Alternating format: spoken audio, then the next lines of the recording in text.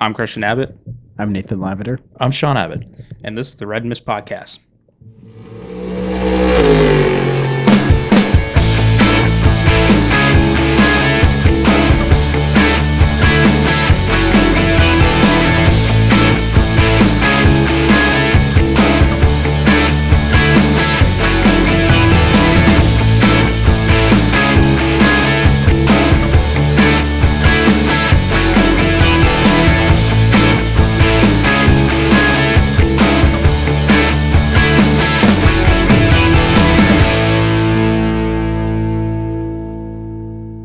Hello, welcome to the Red Mist Podcast, Season 2, Episode 45. The Flying Lizard Motorsports Porsche 911 GT3 RS, driven by Patrick Long and York Bergmeister. Was it GT3 or GT2? Nope, GT3. Ah, all right. GT3. There's a GT2 finish I remember at Laguna Seca one time, wasn't there? That was in GT2 The AMS. class. The car was a GT3 Porsche. The car is a GT3, yeah. That was the infamous hookup with the Corvette. Mm-hmm. That was Bergmeister versus Magnussen. Not Kevin, but Jan. Yeah. That was epic finish. Anyways, two of our favorite Very much. teams. Mm-hmm. Anyways, this is probably our favorite team. Yeah. Well, Flying Lizard. the close second is level 5. I thought it was going to be Reese, Yeah, that's a good one. then Pratt Miller, then Tucker. Riley. Yeah. Okay. Anyways. There's a lot of good guys. Yeah. All right, moving on. Anyways, enough reminiscing. On tonight's episode, we're going to talk Sin City, Vegas, Grand Prix. Mm-hmm. I don't have any. Viva Las Yeah, Vegas. there you go, Nate. Yeah, Nate, see? Nate Verstappen there. There you go. Wait, foreshadowing, huh? Yes, very. We'll talk about the race and some of the other Fanfare. events that happened, I Yeah. guess, over the 3-day period. And then we'll we'll look towards the season finale, Abu Dhabi. Very anticlimactic, although No, well, it second depends. and third I can mean- battle it out. In the constructors. The question is, will there be another? No, Mikey, no. What happens if a Ferrari gets ahead of not this Lewis? year. I was gonna say I don't know if that'll happen with a All Ferrari. right. Okay. Anyways, just throwing that out there. We'll look ahead to Supercars, maybe. Yeah, I mean, I don't have much to say on that. I don't either. They're I'm racing looking this forward weekend. to it. Adelaide. That's Adelaide. the big news. That's about it. Season finale there. The only thing I was really, Yeah, right. and then we'll do some news and notes. There wasn't much out there. No, Kind of a quiet week after last week's plethora of announcements. I think there will be more announcements after this. There is NASCAR. There is some NASCAR stuff.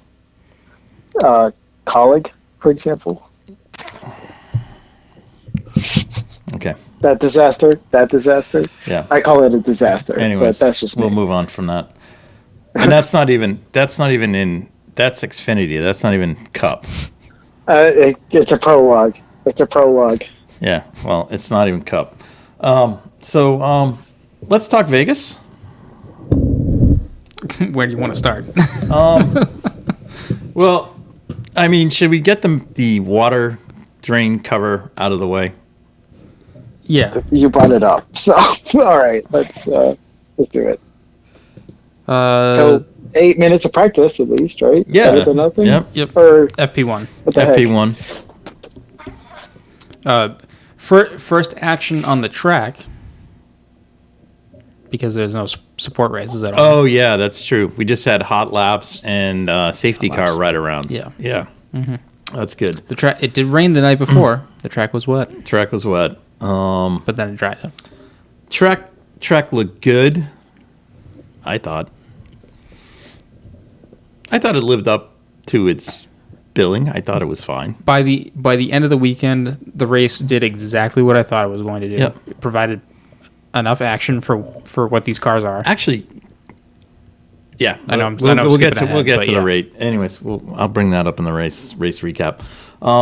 Yeah, unfortunately, we had the water drain incident, which literally tore the floor out of Carlos Sainz's car.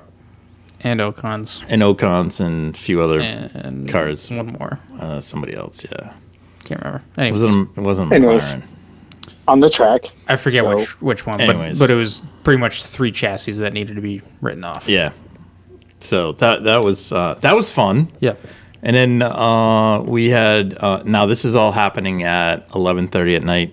What time our time? 2:30 Oh, Eastern. was it? Imagine being up for that. Oh, Yeah, I slept through this fiasco and got up at what time did I get up? Like 4:30. I was gonna watch it on that was Friday morning. Oh, but you got to watch FP2 live. I clicked in Yeah. and FP2 was on. I'm going, did I just miss something? Nope. So so that was kind of fun. So I got to watch FP2 live, so that was fun. As I had my coffee, so that was good. It happens. They've had other circuits where these drain covers have come up. Most recently was Baku, where Russell I'm just had his car obliterated by a drain cover as And well. Christian said this was a failure around the cover. Is that what it was? That's what it looked like. Because it seemed like they had prepped it, but the concrete around it wasn't happened. strong enough. Yeah, okay. So they went back, fixed it. We went and ran. Yeah. Except for Carlos and the other guys, they had to fix their cars. And I saw where Carlos's car was like $1.5 million. yeah. Well, because his took out the battery as well. Yeah, it was big. So that goes against their cost cap. Yeah. That's fun. Fred Vasseur was not happy. No. especially after He wasn't happy. He wasn't happy that He it don't want to talk to happened. anyone. It wasn't happy that it happened, and then he found out what the outcome was, Yeah. which was even worse. So I mean, just ridiculous, redonkulous. I hate to say it. FIA at its greatest. So You could have made an exception. with this cost cap era, Yeah, these need to be an exception. yeah. If you're But also, from a race standpoint, this should have been an exception because this had nothing to do with a driver yes, and an accident. yes. Okay. Now that doesn't. I understand Who's in charge of the safety of the track? I understand previous incidents like this have happened before, Right. and they haven't done anything. But now that you've introduced a cost cap issue, My does become- my whole thing is who's responsible for the safety of the track? FIA. It was their responsibility. So and I agree with everyone else that was against this, and I do too. So that's just my take. I don't know if you guys have a different take, but no, I thought they I'm should in have. lockstep with that. okay. The cost to repair it and the damage to repair. There should be no penalty for that, or it And should be excluded full from the on cost. props to the teams Yeah, for getting these cars fixed. I mean, it's Right. 1:30 in the morning or whatever time. It doesn't matter. These guys were working on a totally different schedule. yeah, And I mean, it doesn't matter how much rest you got. That's still a bizarro schedule. So full on props to the teams for getting that work done. Full on props to the drivers for recalibrating, getting themselves set to go back out again because it was literally 1:30 in the morning. So I mean, God, I don't even know. It was like somebody goes, "Yeah, it feels like the 24 hours of Le Mans." It did.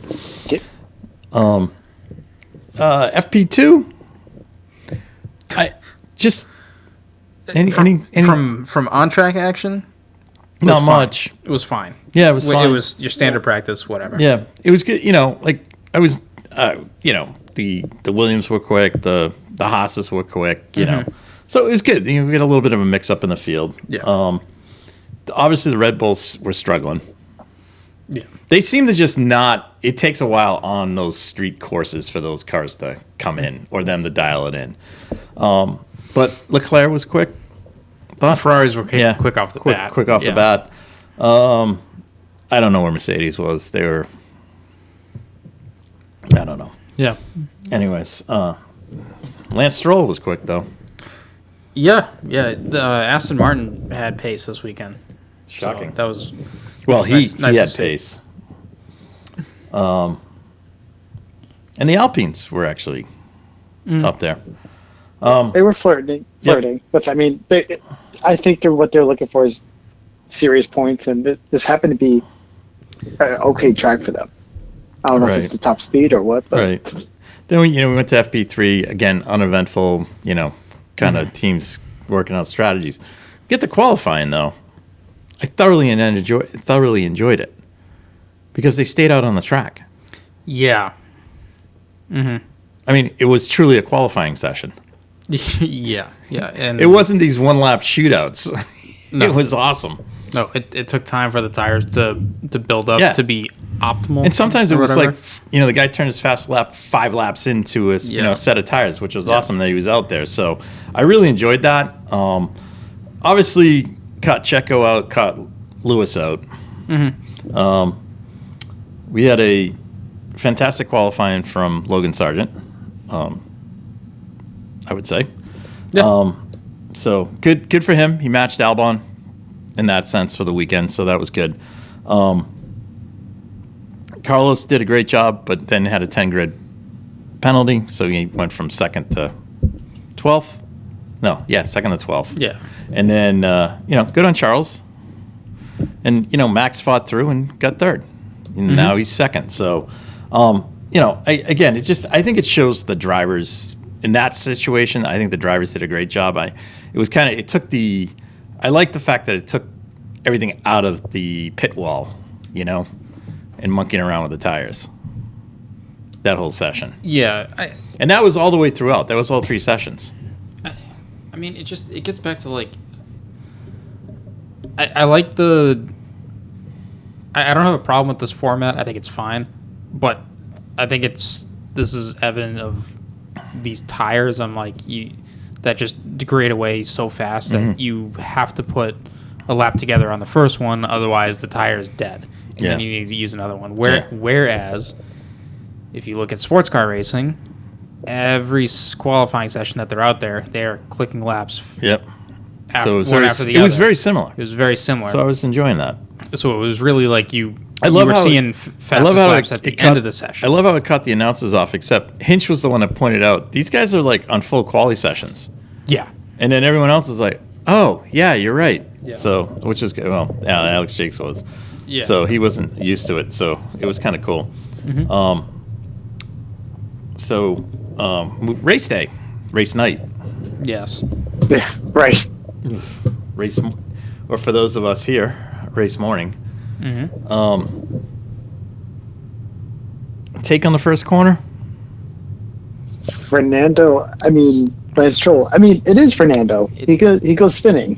It was. Well, I was talking Charles and Max. It was just sending shit in. Yeah. Poor track design. Yeah, I also think Max could have just. I think Max sometimes needs to just cool it. Did you watch the post race interview with the top 3? Yeah, I did. I think Charles laid it out pretty clearly. He ran wide. Charles ran wide. Max.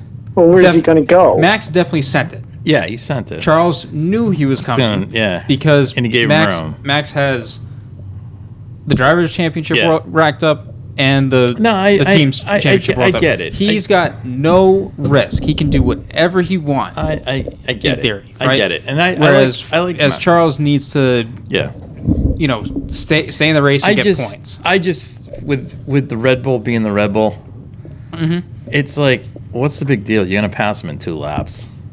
It doesn't. If you can get it done there, get it done. I get it. But you're going to get it in 2 laps. I don't fault Max for doing it, but this also gets back to the other thing, too, of if Charles is thinking that to begin with, in that post-race interview, Max is inside everyone's head. Right. It doesn't matter. I get it. So, like, if he peeks out like he's going to go for it and he's spooked every driver. I know. I just say, my whole thing is, why risk the controversy? Just let it go and deal with it on the straightaway. But he didn't put him in a wall. I know. I get it. I just again, like if you want that corner to be punishing, if you draw a white line, then you either have a wall right there or you have gravel, grass, something that's not pavement. And then we had the spinorama in the back there. Yep. That kind of caused some chaos. this is what you get when there's no support races on Yeah. there. I mean, don't get me wrong. Max being on the inside definitely had no grip, and that is a valid excuse. And what I get it. They gave him a penalty. The thing is, call the penalty right away. Right, exactly. Because he could have given it back and then got it back, and it's just like it just lingers. It's like ridiculous. The other thing too is they weren't going to give it. This is the other thing with that car is because it's so dominant, they don't give it back because they know they can eke out the 5 seconds. No, I understand that, but race, why are they waiting? Like the FIA, because it's a process. I will say I'd much rather see them go through it and go through each step. And get it done. But then this also comes down to judge, jury, executioner. Get it done. Is the rule written clearly? And if it's not, then you can't make that decision quick enough. Yeah.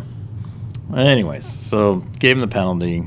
Then we go along, and then this was bizarro, and I really Lando's accident. Yeah. I don't know what happened. The rear just went. Oh, okay. Between the car setup and the grip and the track, it just he hit a bump and it just went. Yeah, I think he hit a bump. That's what that was pretty high they speed. were saying. That looked like an IndyCar wreck. Yeah. Right? Oh, my gosh. He lost it in the middle of the corner. Yeah, and then he slid all the way down the straightaway there. Yeah. Yeah. But, and it was, I think it was a hit at the end, the stop at the end kind of, Knocked him. A little. Yeah. But he's all right, which is good, so. But that was, so that yellow flag kind of worked against Charles. Yes. Yeah. I'm not going to say work. It did. It did. Because he got kind of... It was a bad time for him.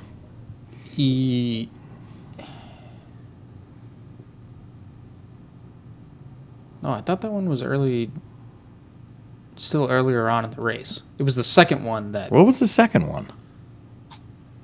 George and Max come together and they pick up... is that the one that torqued them? Yeah. That's the one where I think both Ferraris went in. Oh, okay. No, both Ferraris did not. Yeah, the first one, the Ferraris went in. Got it. Oh, and so then after the Verstappen and Russell one, was it just Charles? It was... Yeah, Leclerc was the only one that stayed out, and the rest of the top 5, top 6, whatever, pit. And that's where it screwed him, because then... Piastri and Gasly slid up into the top 5 to split Perez and Max, but yeah. So, from that point on, it was, Max kind of... Yeah. did his thing. Then you had, Checo came back up through the pack, got to Charles, got by him. Yep. They had a great dice all the way to the end. Obviously, at the final corner, Charles made the move, which was, I thought, a great move. Yes. Ocon drove like a man possessed. Yeah, he did. And Stroll surprisingly finished 5th. A very quiet 5th place. Very quiet. And then Carlos 6th from where he's, his trials and tribulations of the weekend, that was good.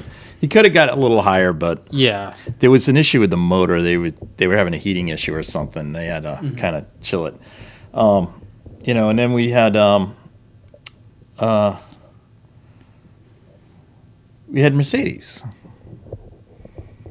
Lewis and then Georgie. Mm-hmm. And then Fred, followed by Piastri. I don't really have anything to say about Mercedes. It's a train wreck. Yeah, just an uneventful weekend. Yeah, and then George, of course, had the blinders on. I'll be honest, I thought that he's in the Mercedes car. I'll be honest, I thought that was Max's fault. Yeah. I didn't think it was George's, although I am very surprised that George is just kind of taking it and said, "Yep, it's my fault." I think he kind of knew that he turned in without looking. So. Well, that's fine, but I don't think Max got the move done. Yeah, I think they were saying... He wasn't really there. I think they were saying that you should have been aware that he was coming, so... but anyways. Yeah. We didn't have Toto going off handles, so... Yeah. So... And then we had the spectacle that is the finish of the race. Get out of the car, drive 20 minutes to the Bellagio in a Rolls Royce, drive 20 minutes back, and then have the podium. Yeah, I didn't. It's just, can we stop? Like, what is that? Can we just stop with the shenanigans and just have the podium? If the podium was there in front of the Bellagio, okay. It was fine where it was. Let's just get it done. Yeah, you don't need to go to the Bellagio. But to have the questions all the way out there to then bring them all the way I back, know. I'm It was like, just dumb. It's not. It was dumb. Because while they were driving out there, I was thinking like, oh man, the team is going to miss this podium celebration. Yeah, So exactly. That stinks. I And know. then they brought them all the way back, and I was like, that's just keep it going. Yeah. And then we had we had the pre-race. Didn't waste my time with it. I didn't watch any of that. I knew it was going to be. But are we really going to forget like the best pass all weekend? Charles Leclerc getting second We talked about on it. the last lap. I know, but like it's. I feel like that deserves a little more, airtime because that was a pretty gutsy move. Yeah, it was good. It was 100%. Yeah. It was 100% pure pass and move. I mean, it was awesome. No, I'll say it. I think when this track got announced and shown of like the layout of it, I thought it was going to be better than Miami. I thought it had the potential, and it did. It was. It was better. Sure did. It was better than Baku too. Yeah. I did. Yeah. I think it is. No, and I agree with some of the drivers that this track doesn't show the capability of these cars because they are high downforce cars, and you're only putting them through. You're only going fast in a straight line, braking really down to really slow. Yeah, but there were plenty of passing zones. Correct, but this layout did give them a good race. Yeah, which and there I were think guys. was There were fine guys for a that street would. course. Somebody would go by with the DRS, they'd flip off, and the guy behind would swing behind him and make a move on him. So I mean, it was like I kind of like that. That's racing. Yeah, I thought I'd like to see it without the DRS there. Yeah, just That curious. would be nice. That would be nice. Anyways, yeah. So I think that I thought the track lived up to it. I could do without the show, and I 100% agree with Max on that. Yeah, It's just it's ridiculous. We don't need the Michael Buffer thing. You knew that was coming. I mean, it's just like I don't care. Well, and they've done that so many times now too. They did it at Austin the first time. Yes, and it was like, okay, that's it. Put it back in the closet and leave it there. Yeah, and it was every now it's every Vegas gimmick came out, and then it was like Miami. It's just like, it's just ridiculous. It really is. Yeah, it is. I personally love the track. I mean, just seeing it in action. Yeah. And I'll tell you, my favorite corner that's growing on me is actually that last kink before you get to the start finish line. Yeah. That's a really fun and wild section. Yeah, I thought overall the track played out. I think great. If I had to make changes to the track, the corners. Do they really need the chicane back there? No, and that wasn't in the original design either. Yeah. Which because that could just be a left-right, right? Correct? I would rather just see that be a 90-degree left. Oh, okay. Got it. I'd rather have them just go straight out and left, or make it a 180 sweep all the way around the sphere. Fair point. But the other two corners I would like to see brought in a bit is the two corners at the start and at the end of the strip. Because they have this like awkward turn right after it, and I'm like, if you just shave the corner in, it's not this awkward thing. I know you're going to catch everyone out breaking themselves and whatnot, but I'd much rather see them really carry a bit more speed through there. Yeah, no, I think so. But yeah, overall, I think they outside of the crap. Outside of that, I thought the track was great. I thought the racing was great. Can we get the broadcast teams, like even the F1 guys, can we stop with the Vegas jingoisms and stuff? I mean, Like it was like, it's like shooting fish in a barrel, but it's like it's old. It's old. It's not really funny. It's just like call a race. I know. I guess Sky was worse than F1 TV. I didn't watch Sky, so from what I heard. I watched Sky, but I didn't even hear him. Yeah. I had it turned down enough that I didn't hear him. All right. Should we talk about one of our favorites? Danica. No. You want to just ignore it? I don't want to. Nate, you want to talk about it? It's just I don't know what she's thinking. I don't know what she's thinking, if I'm being honest. If you're going to commentate, explain what it is. Okay. So she made a comment about... Well, she made a couple comments, but the one that stuck out was the comment about Logan Sargent. Okay? Like, come on. He won that seat for a reason. The comment said... The comment said... Sorry. He really hasn't earned it because he hasn't come up through the ranks. Right? Was that it? Something like that?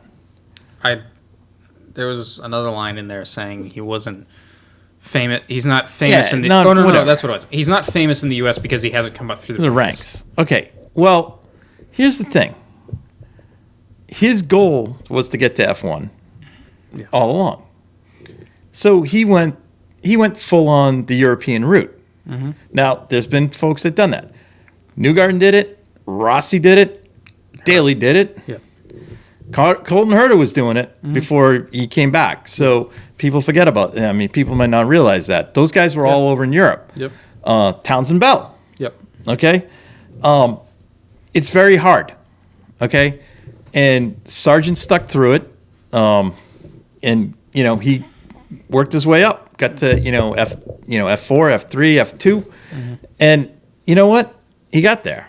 Okay? He got a super license. He got there. And... granted, he had to pull it out in the last race in F2 to get the ride. Yeah. So, for her to say that, it was just, it just... I mean, I agree with the first half of the statement. He's not very famous in the U.S. I get it. But F1 is not well known in the U.S. Right.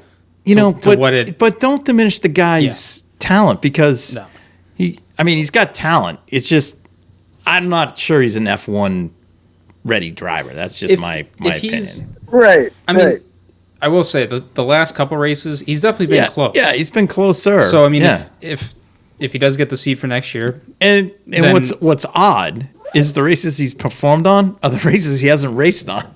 That's the thing. Yeah. So, well, I mean, to be fair, no one raced. No, I get it, but Mexico and Austin. I mean, so. He got points at COTA. Right. So, it doesn't matter. It doesn't matter whether someone got dropped out or whatever. He was sniffing around the points. Yep. So it was just, she just comes up with some of these, and I mean, it's just, I don't like it. It's just baseless. Yeah, but it's really hurting her image. Yeah. I mean, everyone was, when she came up into IndyCar, she earned her way into IndyCar. Now, do I think she's as talented as Catherine Legg in IndyCar? No, I don't. That's my opinion. Yeah. Okay, somebody else could have another opinion. I think she made a career mistake going to NASCAR, but that's her management group, that's what they did. Yeah.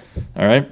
I mean, every IndyCar driver that went over there made a mistake going there. So I mean, I don't know. I mean, I get that they want to go there because it's like whatever, but it's a hard thing to do. Mm-hmm. So, I just was like, when I saw that, and I was just like, oh, God. It's like, really? Anyways. That's all. Mm-hmm. Just a rant there. Yeah. All right. All right, we're on to Abu Dhabi. Yeah. Shall we do our picks? The only thing in play this weekend is between Mercedes and Ferrari. For 2 and 3. I mean, there's probably lower positions. But, top 10 drivers, right? The fight for actually, I would not have guessed that Haas is dead last in points in the constructors. How were you surprised? because I would not think with this driver lineup and what they've invested in the car for this year that they would be where they are. I mean, all I've noticed all year is that they can maybe have like a miracle in qualifying, and then they go nowhere. The car is one lap setup, and that's which it. Then is showing again that they're. I don't really know how much they're making of their own, because it seems like just a B-spec Ferrari at that point. Yeah, I mean, like, so. Which I understand that they have the engine, they have a lot of parts from. I know, but yeah, and it is. I'm sitting here going, okay, we know that AlphaTauri could end up being Audi. I mean, yes. Alfa Romeo. Yeah, Alfa Romeo. Sorry. AlphaTauri is going to be AlphaTauri, whatever they're going to be. But it's just like, sell the team. Yeah. He's got no money coming in this year. I know. So it's like, sell the team and sell it to Michael, and let's be done with it. Okay. Yeah. Anyways, moving on. And they approached them about it. Yeah. They approached 3 teams. They approached Red Bull about AlphaTauri. They approached Sauber, and which they were close on. Yeah. And they did talk to Haas. Yeah. And it's like, you're going nowhere. They're going nowhere. No, they got to put more money into it. Yeah, they got to put more money. And Gene doesn't. Unless he's going to throw the money in it or get some more investors. Yeah. They're not going to throw the money in. So let's move on and let's get it to Michael. Yeah. All right. All right. So let's picks. Max. Nate? Oh, Christian. All right. No, Christian's Oh, going yeah, to go. Christian go first. Yeah. Max first. Right off the bat.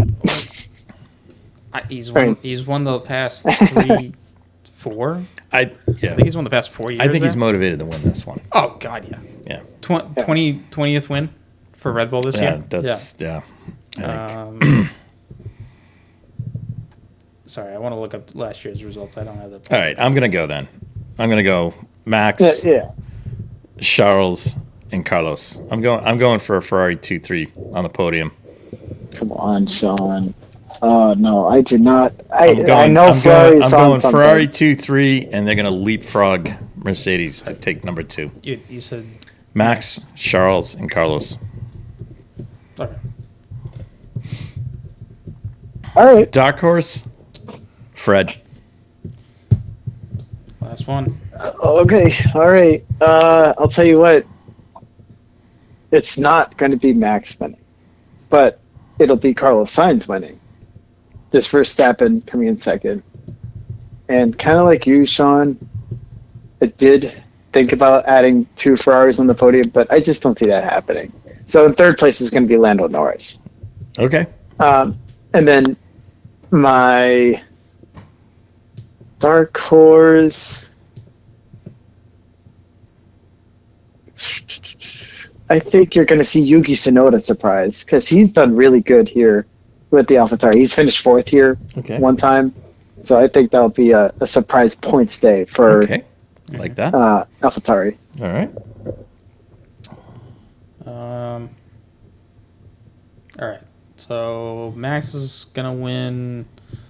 We'll say Charles.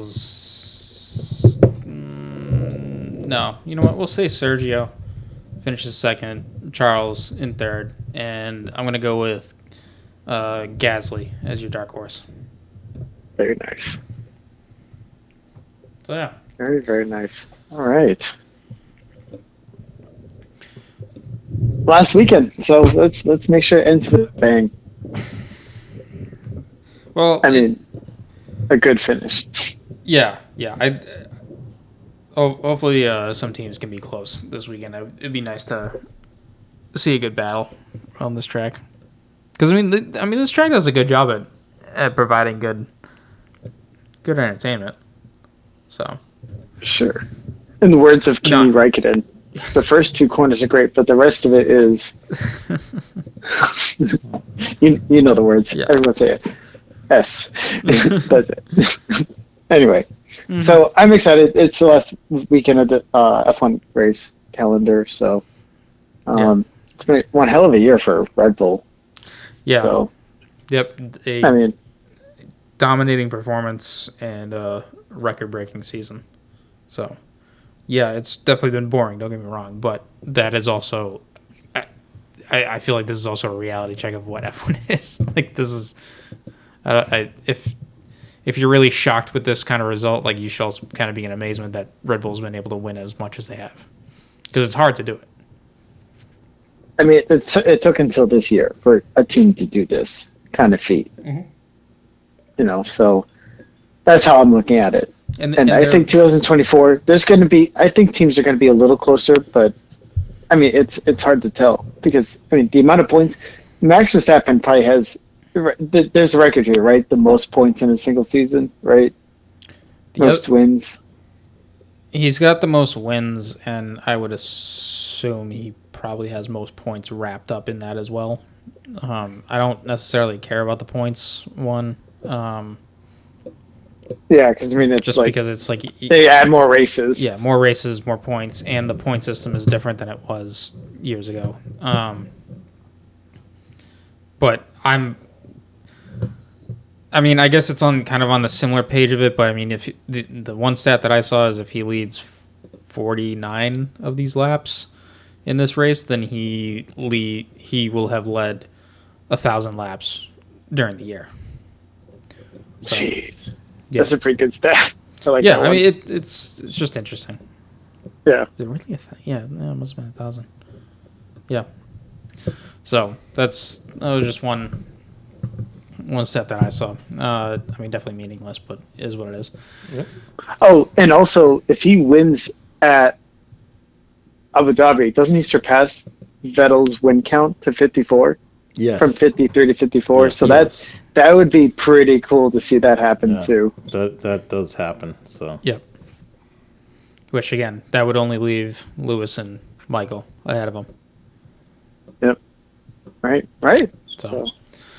Yeah. All right. Let's stats. Real quick in news. I think the biggest thing this week was Nick DeVries is back in WEC. Named to Toyota's driving effort in WEC. He will be replacing Jose Maria Lopez, who's moving to the Lexus team or Toyota GT3 team in WEC. So, congrats to Nick. That was that. Nate, we can have the late breaking Xfinity news that you wanted to talk about. Which, I mean, I'm only going to talk about it, not even for a minute, but look, Josh Williams, he's driving the number 10 or 11, I believe. We'll go with the 11. And who's not driving it? Daniel Hemrick. Oh, I thought, has the dinger been announced? Well, that's what I was going to say. I thought the Ty Dillon one was into Cut. Replacing AJ Allmendinger. So that's where I don't get that at all. Anyways. Anyway. Kind of scrolling through, nothing. It was a quiet week. Oh, well, some of the new GT3 Corvettes made it to their homes. Oh yeah. So that's kind of cool. I did see that the Mustang GT4s are making it to their homes in Michelin Pilot Series, so that's good news. Yes. And then that's like, Le Mans sold out. Yes. That was on Tuesday. Tickets went on sale. That was awesome. Fantastic. 300,000. That's Sunday. There's still tickets available for the test, and then Thursday, Friday. Oh, Wednesday, Thursday, right? Wednesday, Thursday. And a race on Friday. So, pretty cool there. Valentino Rossi will be testing one of the BMW LMDH cars later this season. So that'll be cool. Yes, that will be. Not a shock there, but that's going to be cool. And then I think that covers it. And then on the entertainment front, a couple items of note. The GOAT of racing podcasts, otherwise known as dinner with racers. Oh yeah. Dumped. How many did they dump today? Did you say 5 4? episodes? 4? No, hold on. I'm gonna just scroll. Bill Lester, and Nick Candy. Yeah, hold on. Of course, it moved. There it is. Tomorrow, about like 10 more will drop. Yeah. This is always the time they drop them Thanksgiving and Christmas. Yep. So today we dropped Nick Tandy, Augusto Farfus, Philippe Albuquerque, Lars Gersing, Jim Downing, and Bill Lester. Mate, there's some stories Now- of RJ in the Lars one. The Lars one has an RJ story. Oh. It's fantastic. And I'm really interested and a in. reference to X1. I still have not finished the Lars one, so I still have a little bit Yeah. left to do. But I'm really interested in the Downing and Bill Lester one. Nick Tandy, yeah, okay. Farfus and Albuquerque, I'll listen to them, but Listen, Well, let me tell you, listen to all of them, and they yeah. might surprise you. yeah. So Well, let me tell you, the one I'm excited for is the Bill Lester one. Well, because there's one coming because when I opened the Lars Gersing one, Sebastian Bourdais was on, so they got him, they got Seabass, so that'll be entertaining. Oh, that's gonna be so good. I'm kind of excited for that, but I'm always excited to see who they're gonna drop. So. Oh yeah. But the Lars one was good because it had some good stuff, Magnus stuff, so it was fun. And then on the 15th, was that last Friday? oh yeah, Was it Friday? What's today? no, I think it was Wednesday or Thursday. Wednesday or Thursday. Yeah. On Disney Plus, or Yes. the Yeah. Hulu, ESPN, I don't know. It's from what I've seen in the U.S. It's on Hulu, Yeah. but it's also on That's where I watched ESPN Plus for another week or two, I think, and Oh, then it's really? going to move back over to just Hulu. But Okay. regardless, you can find it there. Yep. Is BRAWN GP. Yes. It's a 4-part wow. miniseries documentary, hosted by Keanu Reeves, who I cannot say enough of, was an excellent host and should be immediately put onto Netflix for Drive to Survive. Yeah. Knowledge of the sport immense, passion for the sport immense, and he just did a great job interviewing everybody from Jensen Button, Rubens, up to, we're talking Bernie and Luca Monticello. I mean, you're talking about some tough nuts to interview. Yeah. And he did a really good job, and it was awesome. Great job with Ross Brawn. There was just some great stories in there. It was awesome. It retraces the 2009 season Of F1. of F1 from 2008, from the collapse of the Honda factory team to the formation of the Brawn team, and then follows Brawn throughout the season, and culminates with Jensen winning the 2009 title. I believe Rubens finished second. Yes, I think he did. Yeah. I think He overcame. He overcame Vettel at the end. It's fantastic. that is what the way that series was done is how Drive to Survive should be done. And I believe Drive to Survive first season was sort of done that way.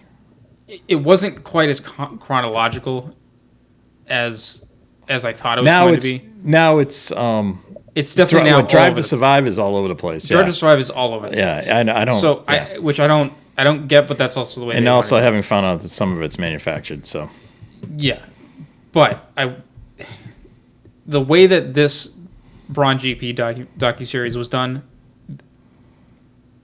I believe that this is how F1 should be marketing the sport. And this could have been a 2-hour movie easily. Yes, well, I mean, it was pretty much. Yeah, it was. It was 4 hours. It was worth of 4. Just Yeah. broke it up. Yeah, Yeah. but it was friggin' awesome. It was really well done. I thought, if I were to show anyone brand new to Formula the sport, One. Formula One, Yeah. I would show them that. Yeah. Because that was exactly what you get, and honestly it resonates with what Max's I find like 2-minute rant was. It does, and it also having emotion, and passion for the sport, and rather than just it the also show. counteracts Toto's thing of why we need to have more teams in the paddock. Right, because also because he poo-pooed that team. Like, he wasn't really involved. He was over at Williams at that time, but like this just put like this is these guys bought this team on a wing and a prayer. Yeah, from Honda, and some smart engineering and stuff got them through the first part of the season to get the points lead, and it's like. They did a good job holding on, for the rest and of they the way. Were fighting all sorts of adversity throughout the season. Yeah, which I forgot about, and some of it I didn't even know about. So yeah, I mean, this is why we want more teams in the sport. Yeah, and also, if anyone's got a good history of BRAWN GP, they turned into Mercedes. And a bunch of the guys there, which I found as a kicker was James Vowles. Yeah, I didn't know that. Who's Mr. Toto Jr. right now, telling us that we don't need another team. And I'm going, dude, if that team didn't happen, you wouldn't be anywhere. Yeah. So I just found it odd. Yeah. I mean, I definitely I have more appreciation finding out that he was on the team for him. Oh no, and they were all great. But yeah, I still stand by the fact that I think his post-race interviews on social media are just crap. Well, I just don't like his. I know you gotta reach out. I don't like his mug but, showing up and he's like poo-pooing Andretti every 5 minutes. Yeah. I don't like that. So it's like, what are you scared of? That's my whole thing. Yeah. So overall, well done, Nate. Have you haven't seen any of it yet, or? No, I still need to get to it, but I do have Hulu, so I'm going to be watching it very soon. Yeah, it's awesome. It was really hard not to binge watch it. Yeah.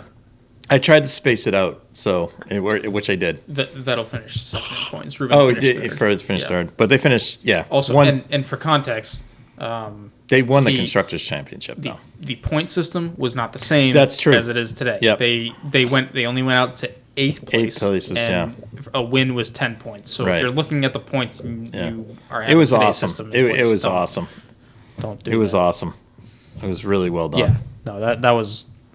I was so glad somebody brought that to light. It was a great thing. Yeah.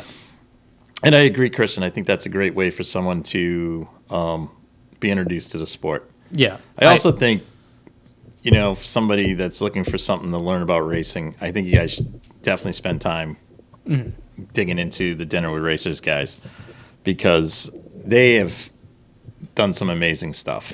Yeah. Both the podcasts and their stuff that's on Motor Trend. They have done some crazy stuff. Their documentary on racing in Jamaica, fabulous. Yeah. Their series during COVID of what happened to racetracks, especially the small racetracks, was excellent. They went to Alaska to talk about racing. So, I mean, they've done some great things. So, if folks are looking for other avenues to learn about motorsports and things like that, give the DWR guys to listen to. They're up to episode 242. Wow. And it's like, as soon like everyone's like getting there, and it's like, things are gonna drop because they start dropping hints, and it's like, oh yeah, it's Thanksgiving. Yeah. So they'll drop some more. This should probably tomorrow. I think they'll drop a few, and then they'll drop a bunch around Christmas. Yeah. So anyways, anything else? No. No. I got nothing. All right. On that note. Good night. Thank you guys for listening to the Red Mist Podcast, hosted by Christian Abbott, Sean Abbott, and Nathan Lavin. It's produced by Christian Abbott, and music is by Alex Wart and Harrison Tate.